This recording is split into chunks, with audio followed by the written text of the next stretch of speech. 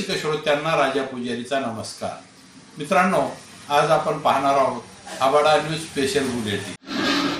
परभणीचा मानाचा राजा वारीसाठी निघाला देहूकडे। 90 वर्षांची सेवेची अखंड परंपरा। रणेर घराण्याची तिसरी पिढी ही मोठ्या श्रद्धेने राजाला घेऊन देहूला पोहोचते। मानाचा राजा देहूच्या वारीत पंढरपूरकडे प्रस्थान करतो। वारकरी संप्रदायाची मूळ परभणी किती खोलवर रुजले आहेत याचं दर्शन घडतं। पाथरी तालुक्यातील पेठ पिंपळगाव येथील वारकरी टाळ मृदंगाच्या गजरात राजाला देहूकडे मार्गस्थ करतात।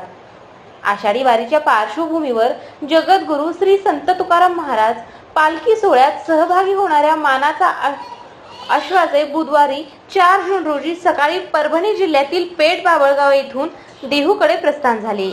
ही वारीतील अत्यंत मानाची परंपरा असून पाथरी तालुक्यातील पेठ बाबळगाव येथील राणेर घराण्याचा वारसाकडून गेल्या 90 वर्षांपासून ती जतन केली जात आहे।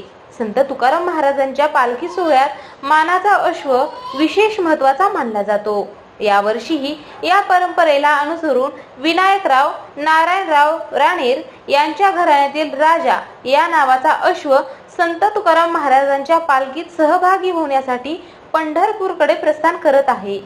देहू येथून पालखी निघाल्यावर मानाचा अश्व त्यात सहभागी होईल आणि सोहळा पंढरपूरच्या विठुरायाच्या चरणी विसावेल। रणेर घराण्याची ही सेवा केवळ एक परंपरा नसून वारकरी संप्रदायाच्या सेवाभावाचे एक प्रतीक आहे।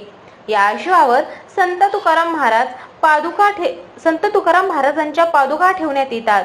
ही सेवा आज 3ऱ्या पिढीपर्यंत पोहोचली असून भक्त भवानी प्रेरित होऊन संपूर्ण घराणे या सेवेत समर्पित असते। गावातून मोठ्या उत्साहात आणि भक्तिमय वातावरणात अश्वाचे प्रस्थान होते। यावेळी गावकऱ्यांच्या मृदंगाच्या, पारंपरिक वाद्यांच्या गजरात आणि फुलांच्या सजावटीत राजा अश्वाची गावातून मिरवणूक काढत निरोप घेतला जातो। मित्रांनो, तत्पूर्वी आपलं आवडतं आबाडा न्यूज चॅनल सबस्क्राईब केलं नसलं तर सबस्क्राईब करा आणि लाईक करा। बेल आयकॉन दाबून आपली पसंती कळवा।